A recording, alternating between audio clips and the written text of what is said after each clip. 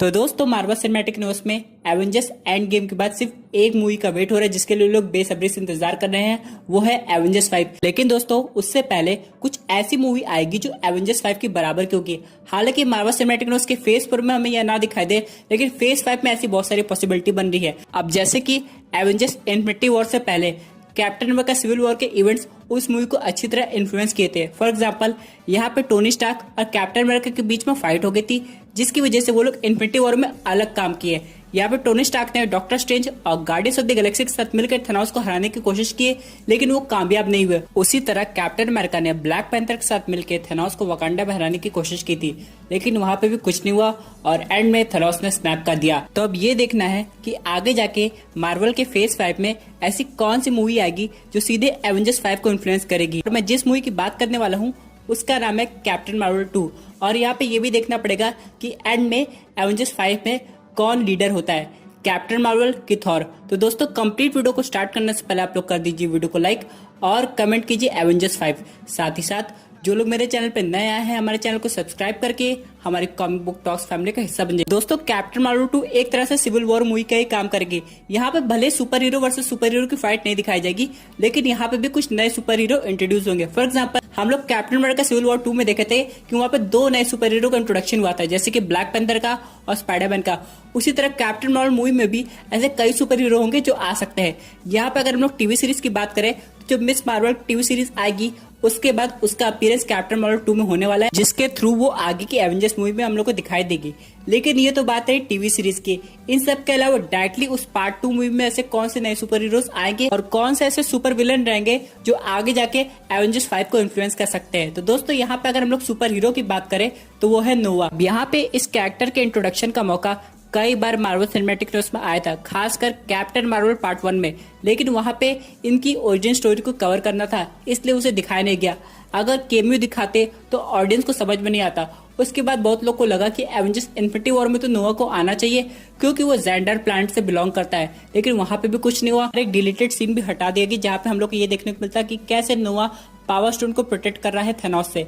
लेकिन हो सकता है ये सीन इटर्नल्स मूवी में कवर हो जाए, क्योंकि दोस्तों अगर हम लोग थैनोस को देखें तो उसको हर एक इन्फिनिटी स्टोन्स के लिए एक अलग फाइट करनी पड़ी थी, यानी कि हर एक इन्फिनिटी स्टोन्स की जर्नी थैनोस से एक स्पेशल वे में कनेक्टेड थी। रही बात पावर स्टोन की, तो हमने एवेंजर्स इन्फिनिटी वॉर में ये देखा था कि थैनोस के पास तो ऑलरेडी पावर स्टोन है, इससे लोगों को लगा चलो कोई बात नहीं, हो सकता है ये सीन एवेंजर्स एंड गेम में दिखाई जाए जब नोवा पहली बार कैप्टन मार्वल से मिले। इसलिए दोस्तों फाइनली ये सीन बचा कर रखा गया इटर्नल्स मूवी के लिए, और हो सकता है इटर्नल्स मूवी में हम लोग को नोवा का भी केमियो देखने को मिले, लेकिन वो एक पास सीक्वेंस होगा। लेकिन अगर हम लोग करंट सिनेरियो की बात करें तो कैप्टन मार्वल 2 में नोवा की भी जरूरत पड़ेगी।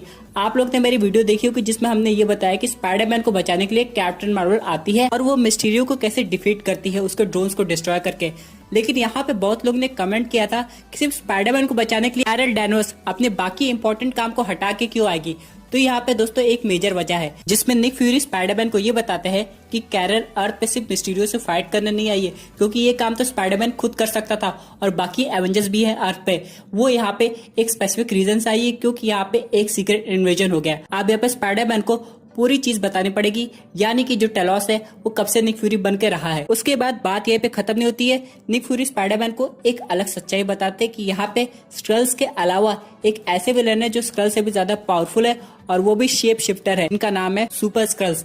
अगर हम लोग कॉमिक बुक पे ध्यान दें तो ये जो स्क्रल्स होते हैं वो शेप शिफ्टिंग के अलावा सामने वाले सुपर हीरोज की पावर्स को भी कॉपी कर लेते हैं।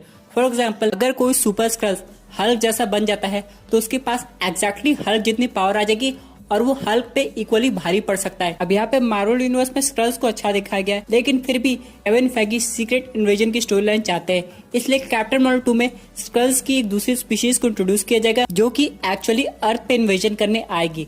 इसलिए कैप्टन मार्वल को यहाँ पे आना पड़ेगा। लेकिन सबसे इम्पोर्टेंट क्वेश्चन ये है कि ये सुपर स्क्रल्स कब से है अर्थ पे, क्या वो कैप्टन मार्वल के टाइम से है या फिर और पहले से? क्योंकि अगर ऐसा होगा तो यहाँ पे ऐसे बहुत ढेर सारे सुपर हीरो हो सकते हैं जो कि सीक्रेटली ऐसे स्क्रल्स हो, लेकिन ये सब हम लोग को पार्ट 2 मूवी में पता चलेगा। यहाँ पे नोवा और कैप्टन मार्वल एक टीम बन के आएंगे तभी ये लोग को हरा पाएंगे।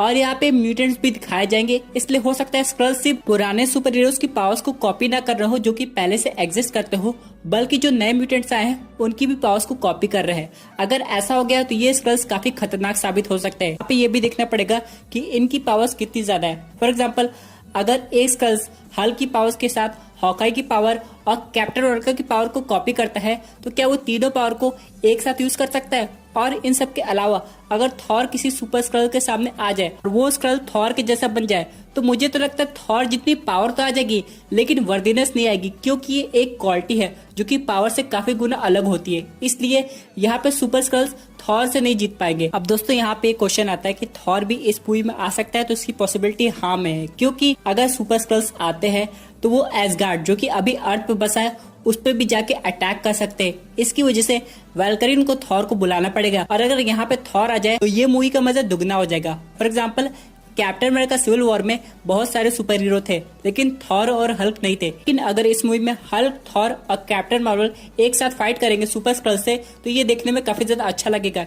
इस सब के अलावा दोस्तों यहाँ से फिर मेन एवेंजर्स 5 मूवी की शुरुआत होगी, जहाँ पे ये डिसीजन लेना पड़ेगा कि टीम को लीड कौन करेगा। अगर एवेंजर्स 5 अर्थ पे ही बनती यानी अर्थ बेस्ड विलन होता है कोई तो थॉर लीड करेगा, क्योंकि यहाँ पे उसका एसगार्ड है। बहुत से लोगों का कहना है यहाँ पे थॉर क्यों, डॉक्टर स्ट्रेंज भी तो इस टीम को लीड कर सकते हैं। तो हो सकता है दोस्तों इस मूवी के बाद मल्टीवर्स ऑफ मैडनेस में डॉक्टर स्ट्रेंज किसी ऑल्टरनेट रियलिटी में फंसे हों, इसकी वजह से हो सकता है वो एवेंजर्स 5 मूवी के एंड में दिखाई दे।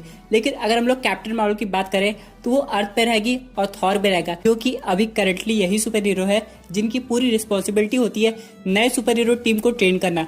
अभी यहाँ पे कैप्टन अमेरिका नहीं है, आयरन मैन नहीं है, ब्लैक विडो नहीं है, हॉकाई अपनी जर्नी पे निकलेगा, लेकिन न्यू एवेंजर्स जब बनेगी तो वो थॉर के साथ आ जाएगा। लेकिन अगर हम लोग बात करें प्रोफेसर हल्क की तो हो सकता है उन्हें सुपर स्क्रल से फाइट करने के लिए इनक्रेडिबल हल्क बनना पड़े, इसलिए वो टीम को लीड नहीं कर पाएंगे। अब यहाँ पे बहुत से लोग सोचेंगे कि ब्लैक पैंथर भी टीम को लीड कर सकता है, तो जी हाँ दोस्तों ऐसा पॉसिबल है, लेकिन तब जब थॉर ना हो, क्योंकि थॉर के पास फाइट करने का काफी ज्यादा एक्सपीरियंस है और ब्लैक पैंथर पूरे सुपर हीरो को टेक्नोलॉजी प्रोवाइड कर सकता है। इसका मतलब यह है दोस्तों, भले एवेंजर्स एंड गेम के इवेंट्स के बाद थॉर अर्थ से चला गया था, लेकिन बाकी मेजर इवेंट्स के लिए उसे अर्थ पे वापस आना पड़ेगा, और इसीलिए कैप्टन मार्वल 2 के बाद हम लोग को एवेंजर्स 5 में थॉर एवेंजर्स टीम को लीड करते हुए दिखाई देगा, और ये बहुत सारे फैंस चाहते भी थे। चलिए दोस्तों एक बात मान लेते हैं कि सुपर स्क्रल चले गए हैं, उन्हें थॉर ने हरा दिया, लेकिन इसके बाद भी तो ऐसे बहुत ढेर सारे विलन है जो थॉर के सामने आएंगे, जैसे कि डॉक्टर डूम। उसके बाद सबसे मेजर विलन गैलेक्टस, वो भी डायरेक्टली आएगा अर्थ पे, इसलिए जो भी फाइट होगी वो अर्थ पे ही होने वाली है। और अभी जितने भी सुपर हीरो इंट्रोड्यूस होंगे वो काफी यंग होंगे, इसलिए वो टीम को लीड नहीं कर पाएंगे, और इसीलिए हम लोग के पास फाइनल ऑप्शन थॉर बचता है, जो कि काफी बेहतर है। ये दोस्तों बात करते हैं अपने अगले अपडेट की, जो कि रिलेटेड है स्पाइडरमैन 3 के टाइटल से। हम लोग को ये तो पता है कि स्पाइडरमैन का वर्किंग टाइटल क्या है, जो कि है स्पाइडरमैन सेरेनिटी नाउ, लेकिन यहाँ पे जब भी कोई ऑफिशियल टाइटल आएगा तो उसमें होम वर्ड जरूर ऐड होगा। यहाँ पे ये कहा जा रहा है कि ऑलमोस्ट स्पाइडरमैन का टाइटल कंफर्म हो गया और उसका नाम है स्पाइडरमैन होम सेफ। जी हाँ दोस्तों, ये फाइनली 2 चीज रिवील करता है, एक तो स्पाइडरमैन वापस घर पे आ गया और दूसरा वो सेफ हो गया। यहाँ पे दोस्तों एक और चीज है कि इस फिल्म की थीम भी हम लोग को पता चल गई है। स्पाइडरमैन को एक ऐसे मिशन पे जाना पड़ेगा जहाँ पे उसे कुछ क्लू चाहिए होगा जिससे वो अपनी इनोसेंस को प्रूव कर सके, और ये प्रूफ को कलेक्ट करने के लिए उसे किसी बड़े विलन की बिल्डिंग में जाना पड़ेगा।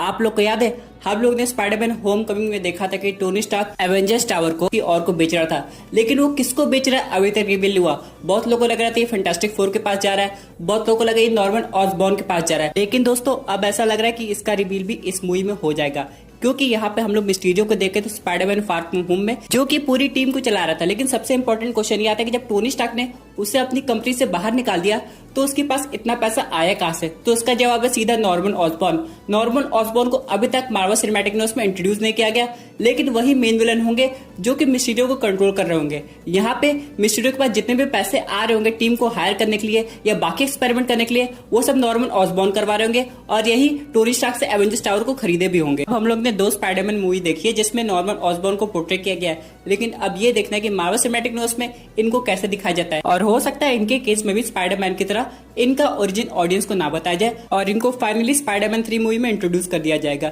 इन सब के अलावा दोस्तों स्पाइडरमैन 3 के बाद एक ऐसी मूवी आएगी जिसमें पीटर पार्कर और नॉर्मन ऑसबॉर्न का मेजर रोल रहेगा। मैं बात करूं स्पाइडरमैन इनटू स्पाइडरवर्स की। ऐसा कि हमने एनिमेटेड मूवी में देखा था, उसमें मेजर रोल किंग पिन का था और डॉक्टर ऑक्टोपस का था, लेकिन सिनेमैटिक यूनिवर्स में कुछ अलग तरीके से दिखाया जाएगा। यहाँ पे हो सकता है स्पाइडरमैन की मल्टीवर्स की शुरुआत नॉर्मन ऑसबॉर्न करे, वो भी मार्वल सिनेमैटिक यूनिवर्स में, जिससे सोनी का यूनिवर्स मार्वल सिनेमैटिक यूनिवर्स में आ जाए और अलग वर्जन के स्पाइडरमैन हम लोग को देखने को मिले। तो दोस्तों ये थी एक अमेजिंग अपडेट जो कि रिलेटेड थी कैप्टन मार्वल 2 और एवेंजर्स 5 के मेन इवेंट से। आई होप आपको वीडियो पसंद आई होगी। वैसे आपके क्या व्यूज है इस पर्टिकुलर टॉपिक पे, अपने व्यूज जरूर कमेंट कीजिएगा। और दोस्तों अगर आप ऐसी unique super hero content enjoy करना चाहते हैं तो हमारे चैनल को सब्सक्राइब करके हमारी सुपर हीरो फैमिली का हिस्सा बन जाइएगा। Thank you for watching.